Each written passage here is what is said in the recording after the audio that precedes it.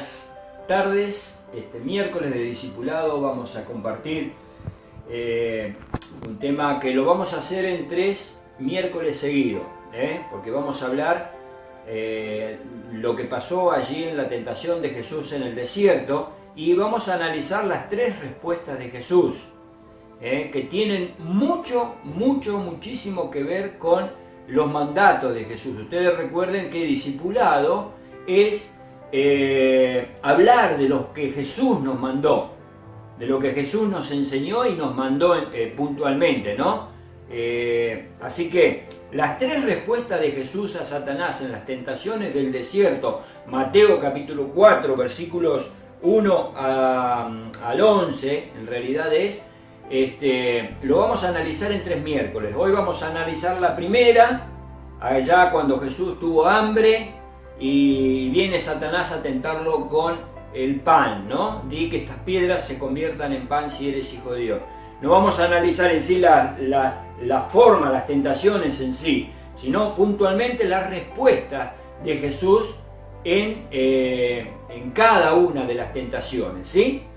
Así que bueno, hoy no solo de pan, vamos a ver el versículo 4, que Jesús le responde de esta manera.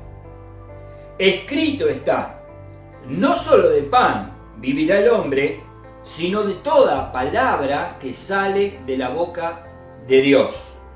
Y quiero mencionar en primer lugar que existe una gran similitud, un gran paralelo en el hecho de que Jesús fuera llevado por el Espíritu al desierto después de su bautismo y antes de comenzar con su ministerio. En ese intermedio, después del bautismo y antes de comenzar con su ministerio, Jesús tiene estas experiencias allí en el desierto, enfrentando a Satanás con sus tentaciones que vienen hacia él, queriendo hacerlo caer de alguna manera en 3 distintas situaciones diferentes, pero que tienen que ver mucho, digo del paralelo, porque tiene que ver mucho con el pueblo de Israel allá en el desierto.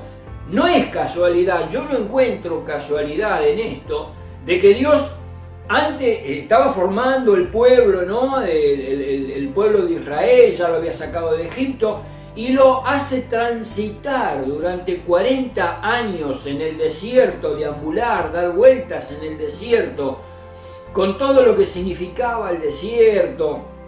Bueno, ya lo vamos a ver, vamos a tomar un pasaje paralelo a esto, donde vamos a analizar el por qué Jesús dice, no solo de pan vivirá el hombre, sino de toda palabra. ¿De dónde saca esta respuesta Jesús, no?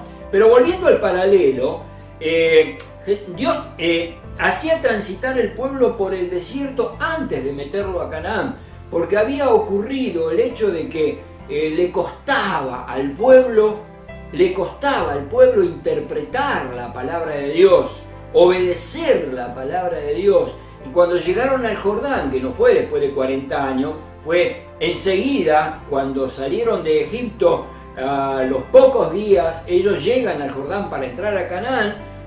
Recuerden, Moisés mandó esos espías que estuvieran reconociendo la tierra, y había 10 de ellos que volvieron desilusionando al pueblo y solamente 2 de ellos que los alentaban. Entonces, por esa falta de credulidad del pueblo hacia Dios, que Dios le iba a dar la tierra prometida, por lo cual los había sacado de la esclavitud de Egipto, Dios lo manda y lo hace deambular durante 40 años en el desierto, hasta después finalmente introducirlos en la tierra prometida. Encuentro un gran paralelo en esto, de que Jesús, antes de comenzar y de formar y de predicar y de formar ese reino de los cielos que se había acercado, pasa esos 40 días, y no solamente 40 días, pasa más días, ¿no? Porque no termina la tentación después de 40 días cuando tuvo hambre. Ahí fue la primera tentación del diablo a Jesús, ¿no? Pero es como que Jesús quería enseñarnos a nosotros, los integrantes del reino de los cielos, de la gran familia de la fe, del pueblo de Dios, adquirido con precio y precio de sangre, quería enseñarnos en su carne propia que no solo de pan vivirá el hombre, y tiene que ver con lo que pasó con el pueblo de Israel. Así que hay una gran similitud en este hecho, ¿no? La respuesta de Jesús la vamos a encontrar, y lo voy a invitar a ustedes que vayan a Deuteronomio, capítulo 8. No lo vamos a analizar completo, pero vamos a ver 2 o 3 cositas que tienen que ver de dónde Jesús sacó la respuesta a Satanás. Ellos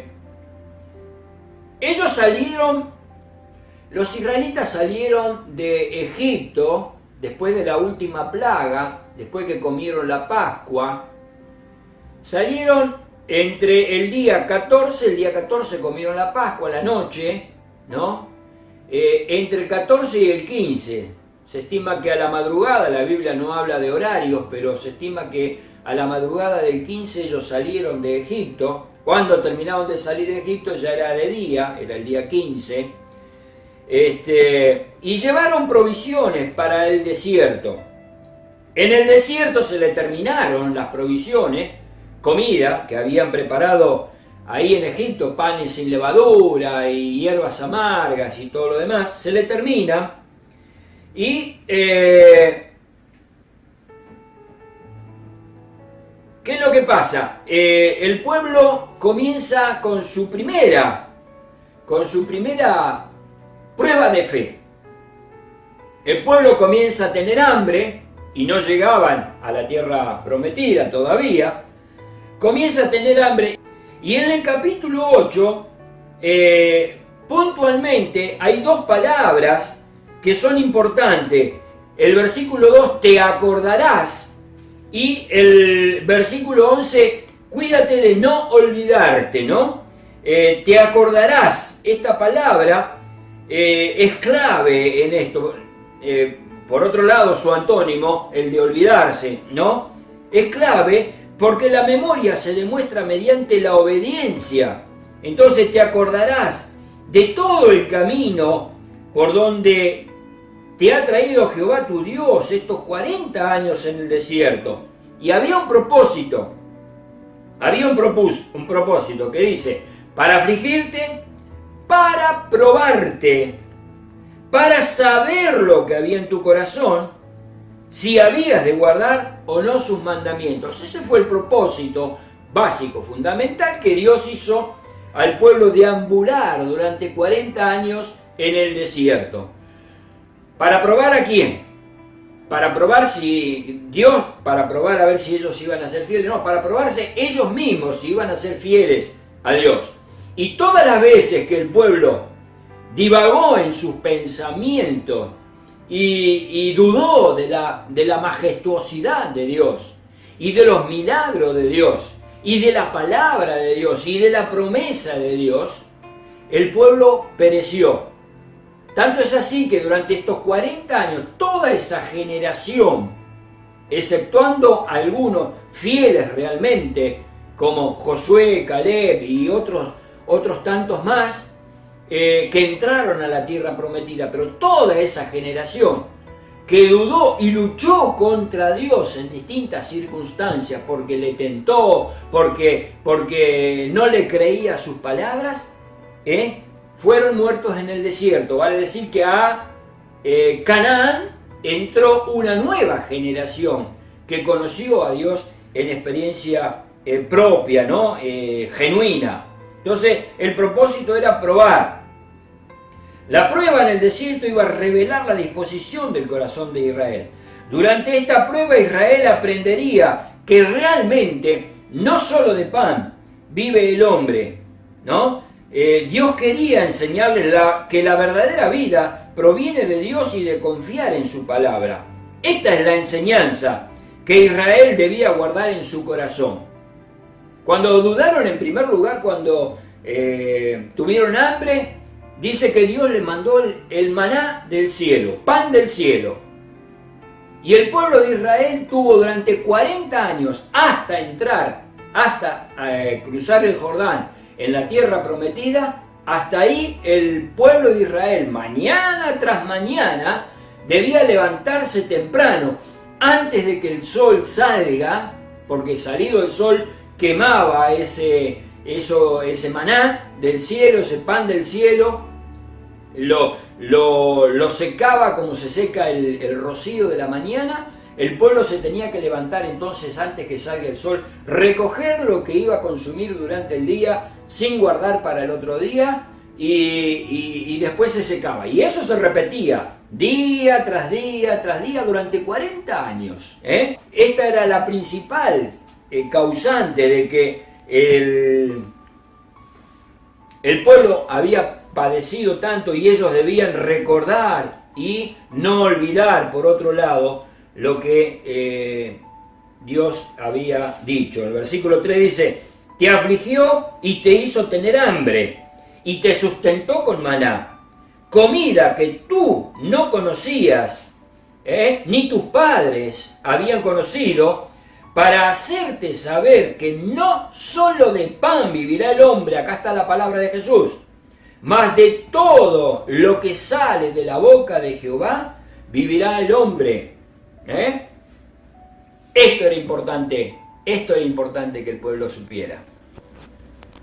Así que vamos ahora al libro de Mateo. Entonces, ahí en la tentación de Jesús, no solo de pan vivirá el hombre, sino de toda palabra que sale de la boca de Dios.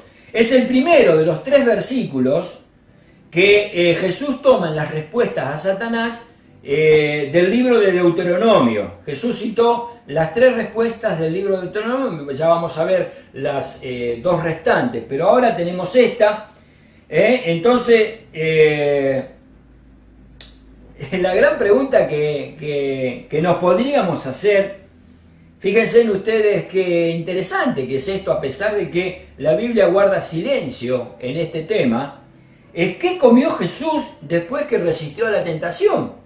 Porque acá guarda silencio la Biblia, no habla nada absolutamente de esto. Después que resistió al diablo, después de 40 días tuvo hambre y vino el tentador y le dijo: si eres hijo de Dios, di que estas piedras se conviertan en pan. Jesús le resistió, le rechazó, el diablo le dejó, pero ¿qué comió después?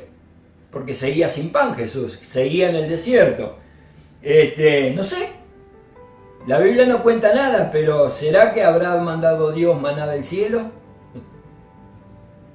Lo dejo ahí, ¿no? ¿Será que Dios habrá...? Lo que es cierto, sí es cierto, es que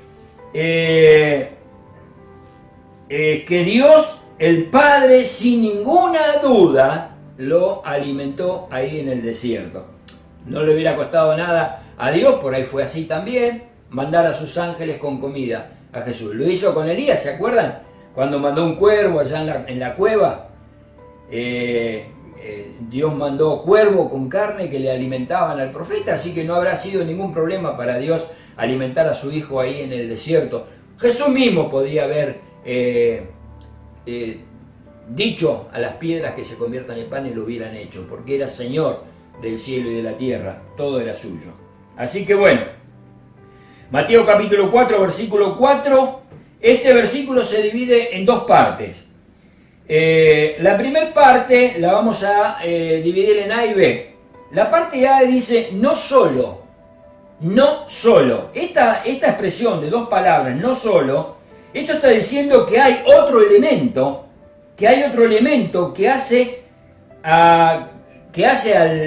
como alimento indispensable para la vida del hombre. No solo de pan físico, material. Vamos a vivir nosotros la comida, no solo de pan, no solo de pan, el segundo elemento, pero no lo está excluyendo a este elemento. No está diciendo ustedes coman pan si quieren y si no quieren no coman. No, porque si no comemos nos morimos, nos debilitamos y morimos. Tenemos que comer, porque esto de pan no se está refiriendo a harina, el pan de harina que comemos comúnmente, sino a todos los alimentos, todo lo que se pone en la mesa, ¿no? Es extensivo esto. No está excluyendo la comida en nuestra vida. Entonces nos preguntamos, ¿cómo nos ganamos el pan nosotros? Porque es importante mencionarlo.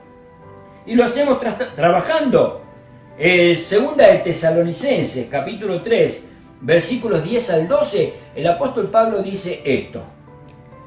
Porque también cuando estábamos con vosotros, os ordenábamos esto: si alguno no quiere trabajar, tampoco coma. Porque oímos que algunos de entre vosotros andan desordenadamente, no trabajando en nada, sino entrometiéndose en lo ajeno. A los tales mandamos y exhortamos por nuestro Señor Jesucristo, que trabajando sosegadamente coman su propio pan. No podemos esperar de que Dios nos mande el maná, porque no lo va a hacer. Tenemos que trabajar. Y los que no trabajan, dice Pablo, escuchamos que hay algunos que andan desordenadamente. La Biblia, el Señor en su voluntad, dice que no trabajar es desorden, y todo desorden es pecado, se trasluce en pecado. Así que la voluntad de Dios es que trabajamos. 1 Tesalonicenses 4:11. Y que procuréis tener tranquilidad y ocuparos en vuestros negocios y trabajar con vuestras manos de la manera que os hemos mandado. Trabajar, procurar tener tranquilidad y trabajar. 2 Timoteo 2:6. El labrador, para participar de los frutos, debe trabajar primero. Así que, si querés la comida en tu mesa, si querés la ropa en tu cuerpo, si querés una casa, si querés un auto, si querés lo que fuera que quieras que anheles tu corazón, debes trabajar primero, porque el labrador, para participar de los frutos, primero debe trabajar. Y Jesús dijo esto, Lucas capítulo 12, versículo 15. Y les dijo: mirad y guardaos de toda avaricia, porque la vida del hombre no consiste en la abundancia de los bienes que posee. La vida del hombre no consiste en la abundancia de los bienes que posee. Y esta fue una advertencia de Dios también al pueblo de Israel en el capítulo 8 de Deuteronomio, versículos 11 al 18, cuando dice: cuídate de no olvidar de Jehová tu Dios. Miren, dice: no sea que comas y te sacies, y edifiques buenas casas en que habites, y tus vacas y tus ovejas se aumenten, y la plata y el oro se multipliquen, y todo lo que tuvieres se aumente, se enorgullezca tu corazón, y te olvides de Jehová tu Dios, que te sacó de la tierra de Egipto. Y luego dice, que te sustentó con maná en el desierto, y luego dice, y digas en tu corazón, mi poder y la fuerza de mi mano me han traído esta riqueza. Acuérdate de Jehová tu Dios, por eso no solo de pan vivirá el hombre. Este es el propósito. Acuérdate de Jehová tu Dios, porque Él te da el poder para hacer las riquezas. Esto Dios se lo advirtió al pueblo de Israel. Porque así como nosotros trabajamos y podemos tener tantas cosas y el trabajo absorbe nuestra vida, al punto de que estamos tan mentalizados en nuestro trabajo y toda nuestro día, nuestra subsistencia depende de nuestro trabajo, y ni hablar si en algún momento nos faltan. ¿Vieron como hoy en día cada uno de nosotros en la fábrica o en las empresas somos un número?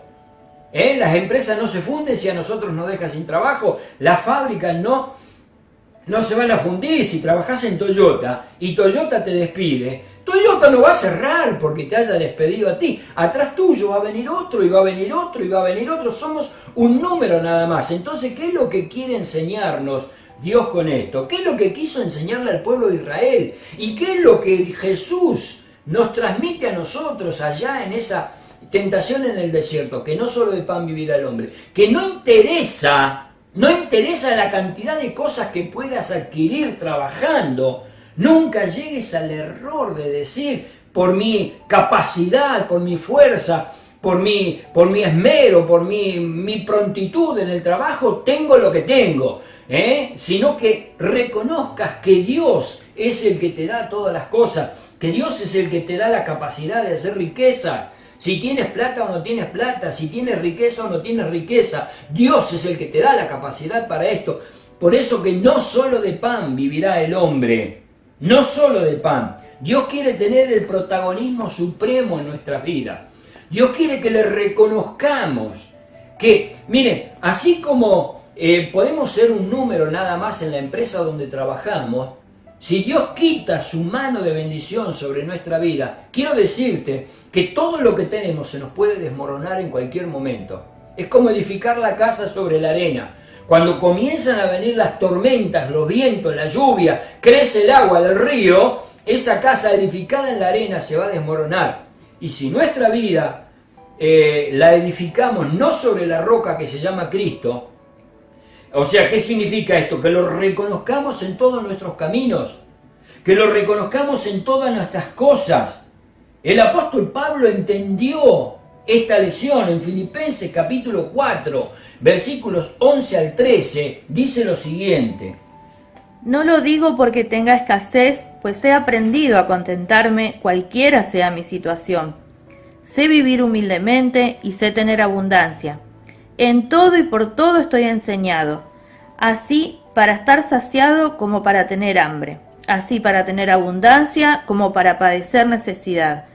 Todo lo puedo en Cristo que me fortalece. Y cuando nosotros ponemos a Dios en primer lugar sobre todas las cosas, más allá de lo que tengamos económicamente o materialmente, podemos decir junto con el apóstol Pablo, cualquiera que sea nuestra situación que nos toque vivir, cualquiera, podemos decir, todo lo puedo en Cristo que me fortalece, porque Él lo hemos puesto allá arriba en nuestra vida. Y no es un ingrediente más en nuestra vida, es el todo de nuestra vida. Dios es el supremo en nuestra vida, más allá del trabajo que aparentemente puede ser seguro o no, pero más allá del trabajo podemos decir, como el apóstol Pablo, todo lo puedo en Cristo que me fortalece, pero porque hemos puesto a Dios como supremo en nuestra vida, en nuestro tiempo. Y el segundo, volviendo al versículo 4 de Mateo, el segundo aspecto del versículo dice, sino de toda palabra que sale de la boca de Dios. Este si no está incluyendo otro elemento indispensable para vivir. Si no solo de pan, sino ahora incluye otro elemento. ¿Cuál es ese otro elemento? Toda palabra que sale de la boca de Dios. Y en el versículo 3b de Deuteronomio capítulo 8, dice que vivirá vuestra alma. Es que su palabra nos trae vida, aliento y eficaz. Y es eficaz. Recordemos el texto de Hebreos capítulo 4, versículo 12, que lo mencionamos tantas veces y que capaz que lo sabemos hasta de memoria. Pero recordémoslo una vez más. Porque la palabra de Dios es viva y eficaz y más cortante que toda espada de 2 filos, y penetra hasta partir el alma y el espíritu, las coyunturas y los tuétanos, y discierne los pensamientos y las intenciones del corazón. Y en Hechos capítulo 17, versículo 25b, la segunda parte del versículo, dice: Pues Él es quien da a todos vida y aliento y todas las cosas. Él es el que da su palabra que penetra en nuestra vida y que abarca todo ámbito, las coyunturas, los tuétanos, discierne los pensamientos, las intenciones del corazón. Su palabra, de toda palabra que sale de la boca de Dios, Él es el que da aliento, vida y es eficaz. Para esto debemos ocuparnos en ello. Pasar a solas con Jesús. Y esto es importante que lo tengamos presente. Debemos pasar a solas con Jesús, tiempo con Jesús.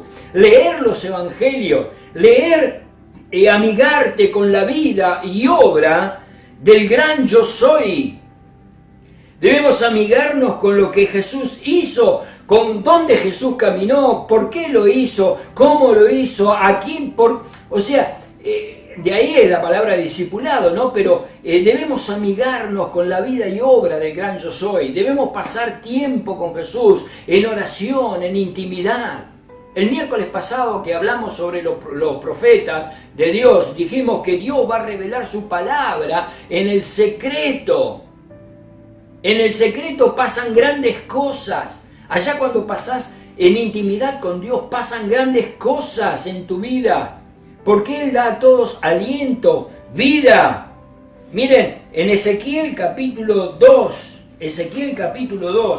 miren qué importante lo que dice aquí el versículo 8. En adelante lo voy a leer unos versículos y presten atención porque es extraordinario lo que dice acá. Dios al profeta Ezequiel, versículo 8, mas tú, hijo de hombre, oye lo que te hablo. No seas rebelde como la casa rebelde. Abre tu boca y come lo que yo te doy, le dice Dios.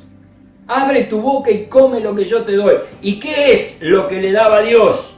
Dice, y miré, y he aquí una mano extendida hacia mí, y en ella había un rollo del libro, y lo extendió delante de mí, y me dijo, hijo de hombre, come lo que hayas, come este rollo, le dice Dios al profeta, y ve y habla a la casa de Israel. Y abrí mi boca, y me hizo comer el rollo. Y me dijo, hijo de hombre, alimenta tu vientre, y llena tus entrañas de este rollo que yo te doy.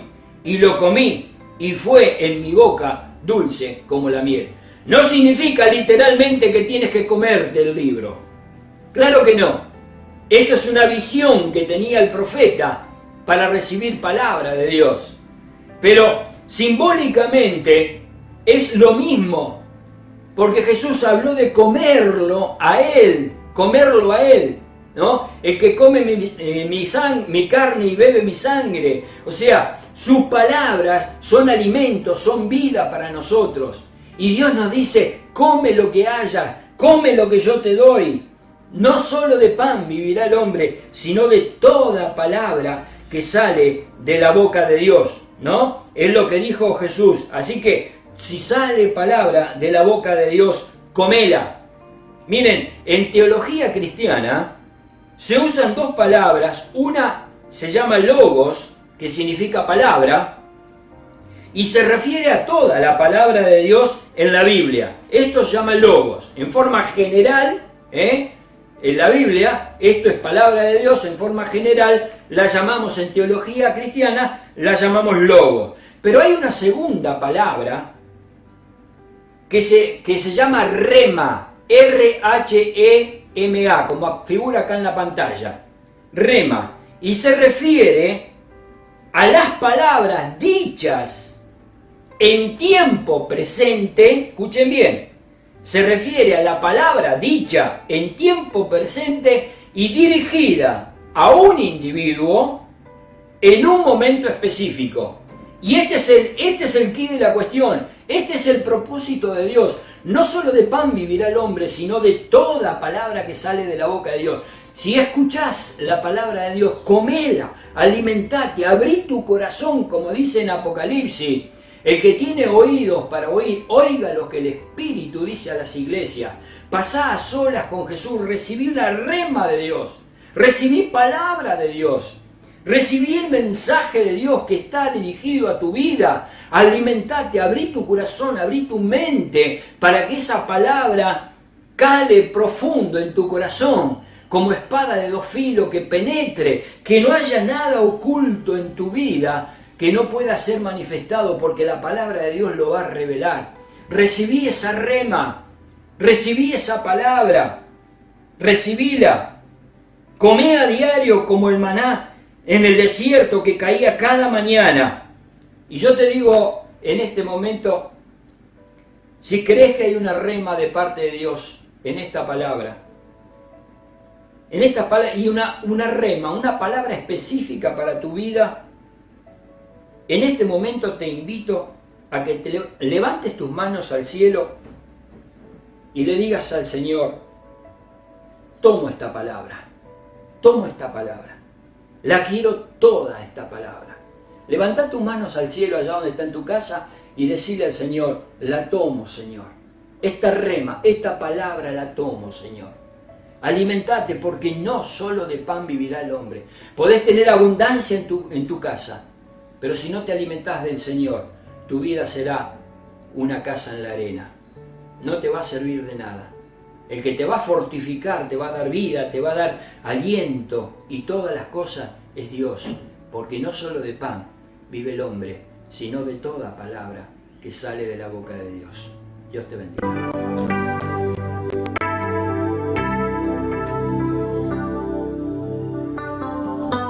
Temprano yo te buscaré, de madrugada yo me acercaré a ti. Mi alma te anhela y tiene sed para ver tu gloria y tu poder. Mi socorro has sido tú, y en la sombra de tus alas yo me gozaré. Mi alma está pegada a ti, porque tu diestra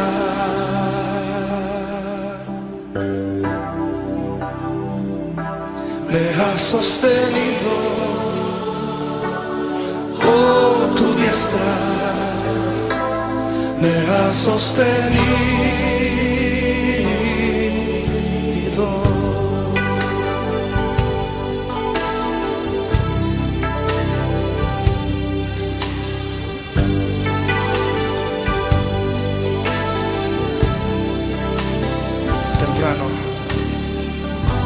Temprano yo te buscaré, de madrugada yo me acercaré a ti. Mi alma te anhela y tiene sed para ver tu gloria y tu poder. Socorro has sido tú, y en la sombra de tus alas yo me gozaré. Mi alma está pegada a ti, porque tu diestra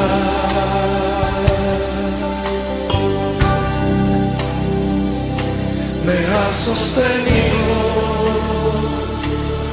Oh, tu diestra me ha sostenido.